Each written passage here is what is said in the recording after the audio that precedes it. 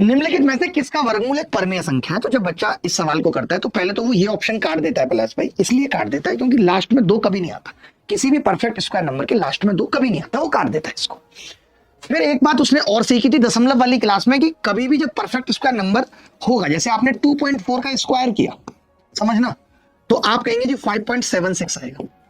मान लेते हैं आपने 1.25 का स्क्वायर किया,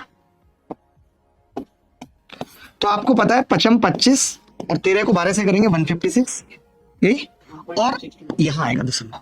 अब मैं एक बात बताना चाहता हूं पलाश जी यहाँ पे कि जैसे यहाँ दशमलव एक संख्या के बाद है, स्क्वायर करा तो 2 संख्या के बाद आ गया, यहाँ पे दशमलव 2 संख्याओं के बाद है, स्क्वायर करा तो 4 संख्याओं के बाद आ गया दशमलव। यानी जो दशमलव है वो परफेक्ट स्क्वायर नंबर में या तो 2 संख्याओं के बाद होगा, या 4 संख्याओं के बाद, या 6 संख्याओं के बाद। ऐसा नहीं हो सकता कि दशमलव 3 संख्याओं के बाद नहीं आ सकता, ये गलत है। ये 2 ऑप्शन तो मैंने इसी आधार पर काट दिए। देखिए डी तो इसलिए काट दिया कि किसी भी परफेक्ट स्क्वायर नंबर का अंतिम अंक 2 नहीं हो सकता, ठीक है। ये इसलिए काट दिया क्योंकि दशमलव के बाद 3 अंक है, ये संख्या परफेक्ट स्क्वायर नहीं हो सकती।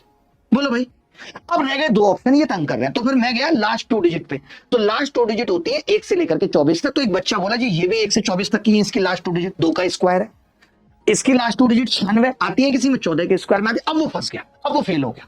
फिर उसको एक बात याद आई कि मास्टर ने बताया था कि किसी भी परफेक्ट स्क्वायर नंबर का डिजिटल सम 1 4 7 9 हो सकता है, वो चेक करता हूं। तो मैंने कहा कि जी ये 4 3 12 और 7, 12 और 10, 4 आ रहा है इसका डिजिटल सम, यानी ये परफेक्ट स्क्वायर हो सकती है, हो सकती है। मैंने कहा इसका चेक करें, तो आपने कहा 9 हटा दिया, 6 और 3, इसका 8 आ रहा है। 8 नहीं हो सकता क्योंकि परफेक्ट स्क्वायर नंबर का डिजिटल सम 1 4 7 9 के अलावा कुछ नहीं हो सकता।